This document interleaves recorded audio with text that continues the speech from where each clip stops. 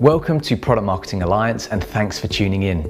While we're waiting to go live, for those of you that are new to PMA, let's take a whistle-stop tour of what it is that we actually do. Our community. We're home to more than 10,000 product marketers across the world, and every single day, tons of product marketing specific conversations go down. The community is an absolute wealth of knowledge and answers, and a constant place of inspiration. We publish several industry reports a year, and in them we look at everything from the main responsibilities of product marketing to the average salaries across the world, to how those in the C-suite view and value our role. On our content platform, we and industry specialists are adding new articles every single day so that you can get your fix on everything from positioning all the way through to OKRs. We've got 2 podcasts on the go where we speak to product marketers from all over the world about everything from how they got into the industry to what a day in the life looks like for them. Product Marketing Fix, our very own product marketing streaming service, has new video footage added every week and includes everything from presentations to Q&As. And then there's Ask Me Anythings. Every other week, we put PMMs from organizations like Google, IBM, and SurveyMonkey under the spotlight to answer all your burning questions. Then there's our membership plans. You get access to an ever-growing bank of templates and frameworks, exclusive content from influential industry leaders, hundreds of hours of product marketing presentations, our mentorship program, and much more. Product marketing certification covers 11 essential modules on the A to Z of product marketing. You'll be given exams throughout, hours of bonus footage, live weekly workshops, and official certification at the end. Keep your eyes peeled too, there are plenty more masterclass courses coming. Our product marketing jobs board is the only recruitment resource dedicated solely to PMMs. And companies like HubSpot, LinkedIn, and Typeform trust us to find their talent. Our partners over at Product Marketing World tour the globe with their summits year-round. And outside of that, we have Meetup ambassadors who organize local gatherings at least once a quarter. If you want to start building your personal profile and putting your words in front of industry enthusiasts, our blog gets hundreds and thousands of hits every month, making it the perfect place to showcase your work. Not only that, we have our product marketing awards, our ambassador program, our newsletters, and our tools directory. We really are, dare I say it, a one-stop shop. That's all for now, so let's get stuck in with today's LinkedIn Live. October 17th, 2017, I walked into the door at Yelp, having left Bloomberg after 9 years, and our CEO said to me, Darlene, our reps need more structure, accountability, and discipline in their days. Sound familiar? Experience taught me that developing a playbook from scratch was probably what Yelp needed most. But how are we even defining a playbook? We'll make it really easy for today. A playbook is defined as a one-stop resource that helps our reps to be more effective and efficient in their jobs. But why? Why do we really want to create these playbooks? What's behind all of this? 60% of deals in our current pipelines today never close. 60%. Of that 60% of deals that never close, the question is, what the heck happens to those deals? Where are they going? Just over half of those are going to an indecision. The buyers on the buying team and the cast of characters isn't even talking about your product or solution. They're doing some internal conversations around where they're even focusing their business. The other 50% is going to the form of an objection, or the clients or customers saying, we don't see value. Either it actually doesn't solve for something that's going on in my business, or in fact, maybe the rep didn't stitch it together well enough in order to make a difference. And so I think the opportunity of creating a playbook can impact that number. It also impacts a whole bunch of other things that you'll define, such as better pipeline momentum, greater deal value, conversion of proposals over to contracts faster, and it can also impact the lifetime value of your clients. So over the next 20 minutes, let's have a look. I've been a little beat up over the course of 15 years creating playbooks, and I've learned some lessons along the way.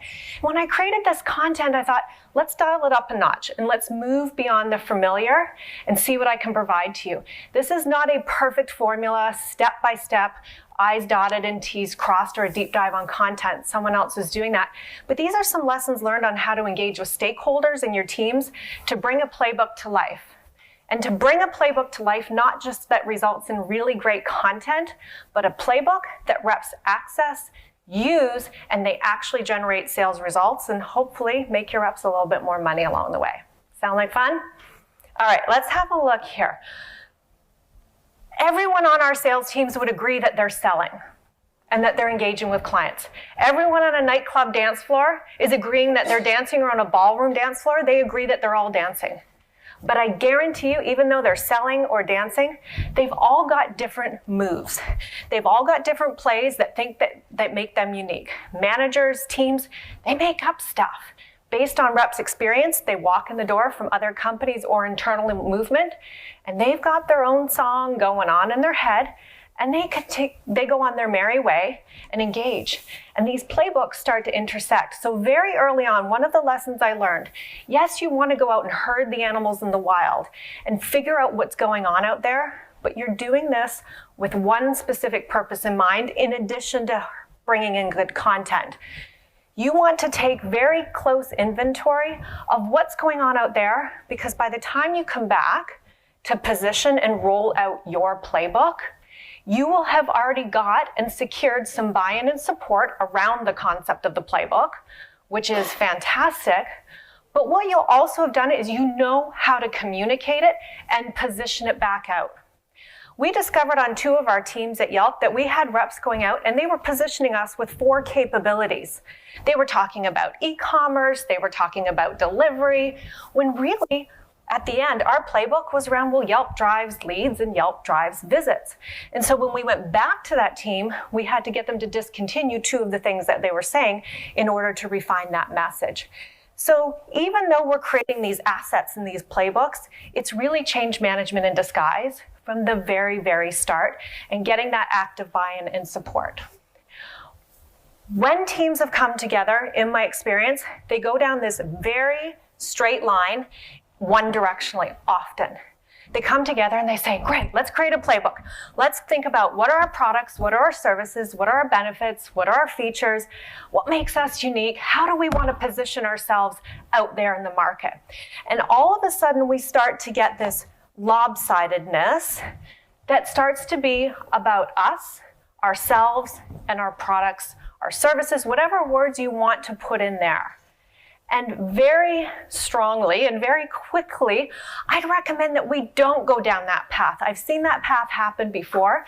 So the lesson learned as sales enablement professionals, how can you get in front of the cast of characters that's coming together and say, let's start with our clients. Let's start with our customers. And specifically what? We don't need to overcomplicate this. It's what are our client goals? What are their objectives? What are their KPIs? And then when you start to turn that corner a little bit, it's around what are the challenges and the speed bumps that they're experiencing in getting to those goals. And that's where the intersection of your product stuff comes down the road, but you need to get lockstep in there. You'll develop a hypothesis that will talk about how you think you can help solve for certain things, that challenge, in order to help them achieve their goals, but get lockstep in that. And the other interesting part is a lot of teams get very centric and one-directional around how are we competitive? What makes us unique? And I actually don't even recommend you go that far early on in a playbook development. It would be saying, listen to this carefully, in the eyes of our customer, relative to how our customers view the competition, what do we need to do? I'll do that one more time. In the eyes of the customer, relative to how the customer perceives the competition. In fairness, at Yelp, it's like, how do our clients perceive traditional marketing venues? How do our clients perceive the Googles, the Facebooks, and all of the other options of the world? We have to get anchored in that as a really good spot. Okay? There's a blessing and a curse with all playbooks. This much time, this much content, this much opportunity. Where do you start? Here's the recommendation. 2 times now, I've worked with teams that have said, we just need to get going on our playbook. This fundamentally meant we went live with playbooks that were incomplete. They were scrubbed, the parts that we did go out with, but they weren't finished. One of my clients previous to Yelp, they said one thing, help, we need more leads into our pipeline, and we need our reps having better meetings. And so what we did, we literally patched together a playbook that got more into the pipeline and gave the organization and the framework for our reps to go out and have initial discovery calls. And that worked. And then we said, holy shit, we have all these clients. What do we do with them? And then we created the rest of the playbook downstream. And interestingly, at Yelp, we came in the door and we created a little bit more robustness around our products and our solutions because we had to get some clarity there.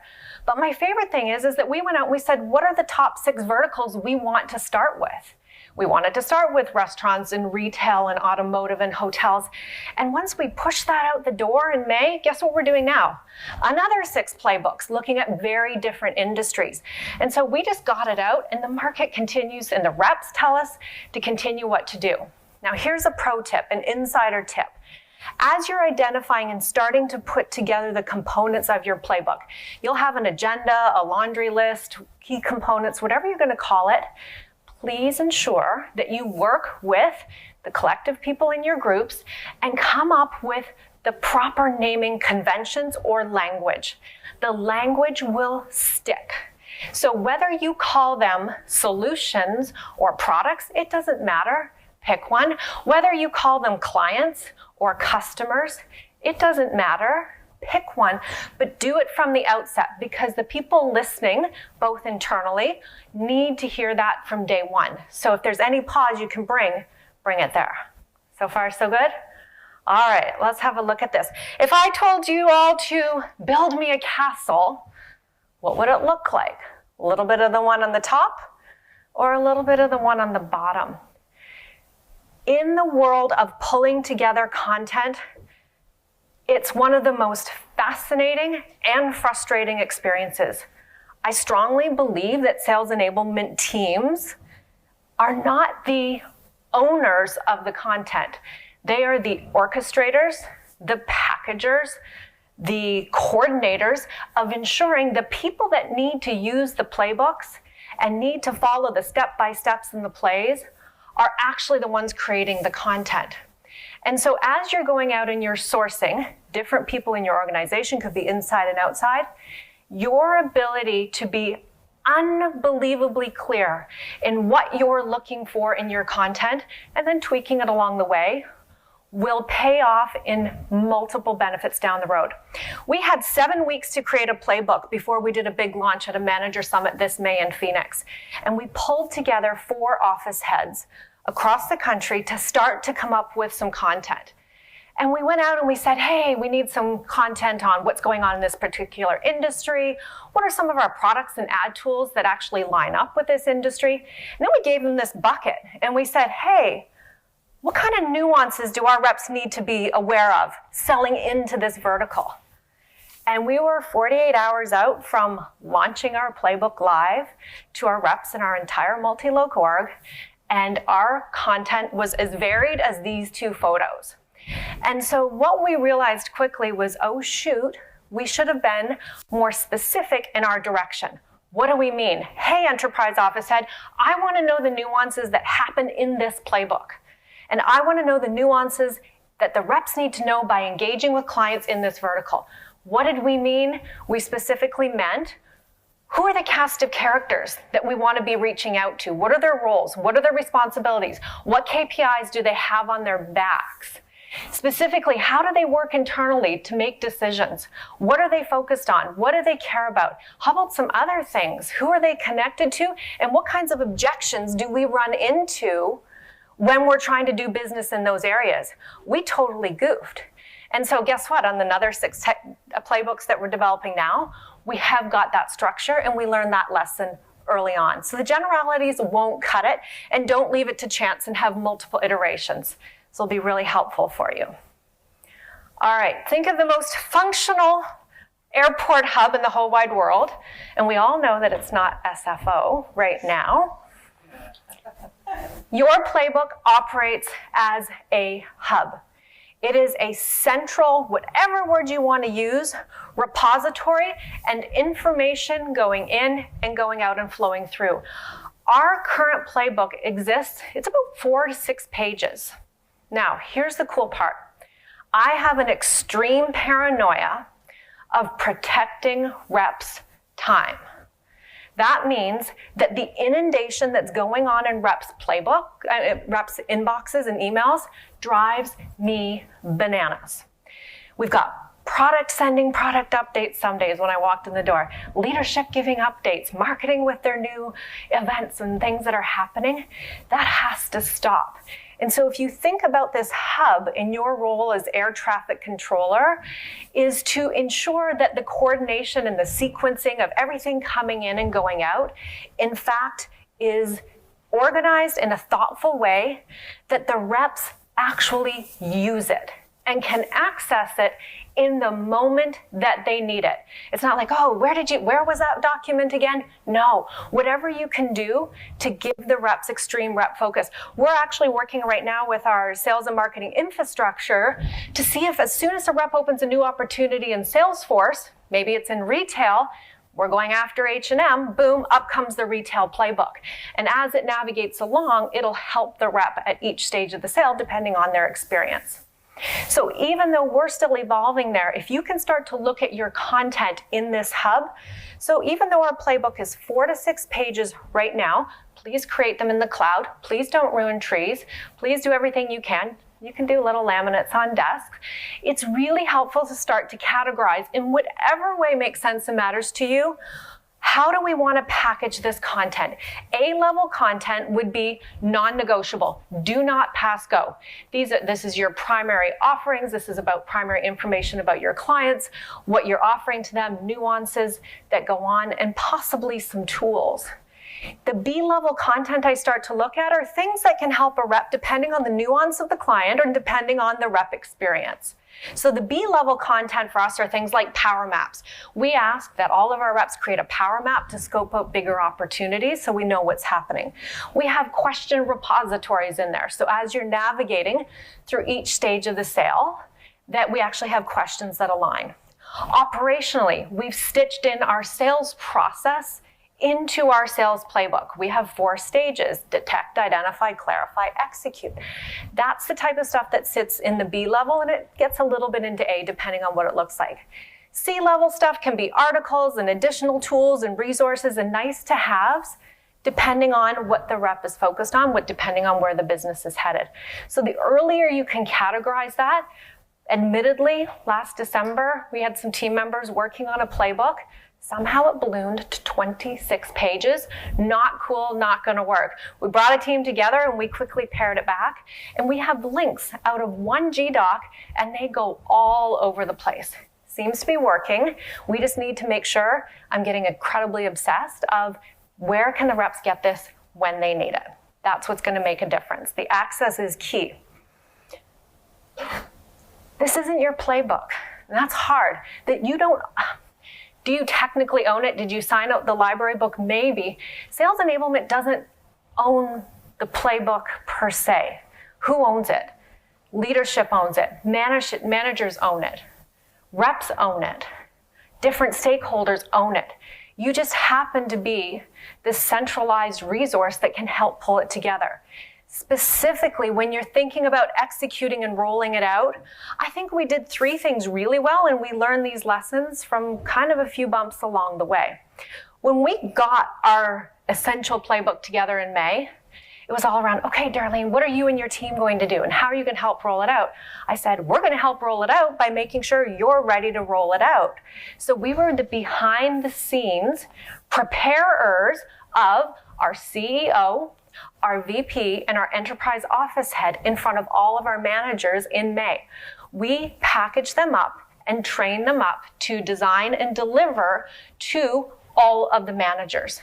We did a day-long rollout. It was full of information and exercises, but they owned it. We didn't own it at all. And then 1 month after May, our CEO and other stakeholders in marketing and product did a roadshow. And they did a roadshow. Guess what? I was hiding in the corner. We had something to do with it, but it was all of the reps came into the room, and the Toms and the Joes of the world got up and they shared it, and they facilitated the exercises with the reps that the managers had already facilitated. So we continued to roll this forward. It was like a really good baton that was being handed off. And now, still to this day, my team probably gets bored of me. I don't let them train at all. I say to them, you know what can you package up to put in the hands of managers so that the managers can take this to the teams? And or we've got advocates, we've got some reps that are doing really awesome things. We've got a rep that is blowing it out of the water, getting more leads than anybody.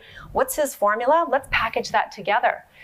And so your role is to see and spot these opportunities and get packaged. So we created these mini scrimmages. So at the end of September, what we're doing is we've got these 6 new playbooks. I've got Ashley in Phoenix today. What is she doing? She's coming up with this mini scrimmage. Hey managers, let's come together. You know, we had the first 6 playbooks around 6 different verticals. We've got 6 more. She's giving them the script. She's giving them the talking points, and she's making it ridiculously easy. Take 10 minutes in your team meeting this week. Roll out this part. Take 10 minutes in your following week. And she's got these little dotted seeds along the way that are helping the managers to fully own it and the reps to own it. Sure, we show up and help a little bit, but along the way, the managers feel fully involved, and I think it's making a big difference along the way. The playbooks are out in the wild. The reps start using them. Invariably, there's still going to be some different dance moves to this day. And so the fun part is that every day, you walk into a door, and I think you have one primary obligation, is to put on your playbook headspace with every meeting and with every interaction. Our VP started having conversations with HR around performance scorecards and metrics and what the reps needed to be held accountable for. We knew we had standards in the playbook. Create a multi-tier strategy, create a wider network, move from pilots over to campaigns faster, front-run objections. That was playbook stuff. Guess what we did? We worked with HR, and now our reps are evaluated on the core standards that sit in the playbooks. And they're not just words. When we say develop a multi-tier strategy, we help them to learn how to do that, and we train the managers on how to coach and build skill and capability around that. So that starts to come full circle. The other thing that we did was we realized we need reps to have a repeatable, consistent approach. Time and time again. It didn't matter if you came into the door at Yelp and you had been there 3 months, or you were a veteran enterprise salesperson with experience out there. We needed to feel confident that baseline was not being eroded. And this is tough. You've got people in your organizations who've been there for a really long time, some people who've just joined. We needed to get baseline. So we created something called Project Simplify. And we worked with our friends in sales planning, marketing world, and we started to go to the drawing board, and we literally made decks that were used in discovery calls and some recommendations and pitches down the road. And the reps have access to these, linked off of the hub and the playbook, so that every time they open up an opportunity, they have to use this consistent deck. Now, there's some freedom and there's some room to breathe, and we position it that way that we're not turning them into puppets that don't have a voice and a mind, but we show them where they have creative license, because we can't afford to goof up any meetings. The complexities of the sales environment are way too high. We can't afford to misfire. And so We took it one step further because I'm like, you know what? Those reps are still going to make up their own stuff. And they did. I want to put in this Google stat and I want to put in this because it's cute and it's fun. The answer was we actually created a deal desk. 48 hours before any rep is going into a meeting, we have exceptions because we'll take meetings anytime, they needed to submit their deck to a deal desk. There's 10 of us on an alias, and it's sent into pitch review alias, and one of us picks it up, whoever can, and it's actually random and it works. And we're looking for consistency of message, consistency and proper use of data, proper use of logos. Reps do all sorts of fancy creative things. And so it's really awesome that we pick these things up. And guess what? My team is also studying all of the pitch review, all these decks that are coming in. And guess what they're doing? They're analyzing it for patterns and themes, coming back and saying, what else do we need to do? I'd love to put the pitch review alias out of business. That would be a goal down the road. Okay. So how do we tie this all together? This is my sweet baby girl, Emmeline, up here. She, mom fail, July 20th, she got accepted into pre-K 3. All that means is she goes from preschool over to pre-K 3. My mom fail was she gets accepted and they have to be potty trained.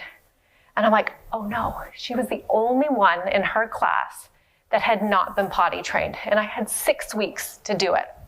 So like a true sales enablement mother, what do? I make up a playbook for how to potty train your daughter who hasn't been potty trained, that's also going on a 2-week vacation, how she can get potty trained by September 5th. And so what did I do? I followed some of these 7 things. I looked at some of the moves going on out there. I talked to Hillary downstairs. I talked to another friend on the playground. I did it from her vantage point, all of these things. And I just started to cobble something together. But if all else fails, here's what I did. July 20th, I just started. I didn't really have much done, just started. What did that mean? We woke up and every 20 minutes, which turned into every 10 minutes, I have this like diaperless child running around the house for 3 days. And I started to implement a system that I kind of sort of think I knew in my head. And within 1 week's time, she was running accident-free, but I also carry a potty in my backpack. But the point is that just go out and start and trust that any approach will work. Sometimes people say, Darlene, should I put these components into my playbook or these? Should we separate by geo, by vertical, by experience? The answer is yes. All you need to do is account for the implications of the decisions that you make with your playbook. There's going to be implications downstream, and you just account for those. And the thing is, results will come. I can sit here, and in the green room back here, we've got leadership. Can we add this to the playbook? Can we add this to the playbook? Can we change this? And you've got to look at that carefully. The results will come if you stay the course. Emmeline got potty trained by the time we got onto an airplane. Maybe I put a pull-up on her, but she got potty trained in time. Your teams will get the results in time, but you've got to stay the course. And then if all else fails, M&M's worked. My daughter lived on goldfish and M&Ms for a very long time as a reward. You want to think about those things along the way too. This is basic business, but at the end of the day, these are pretty big feats that you're undertaking, and you'll do a fantastic job if you reward along the way. So I've got 7 things here for you to think about, contemplate about. There's never a perfect order. They'll all work, make up your own version, and you'll be perfectly okay. Sometimes. Thank you, everyone. Thank you. Okay.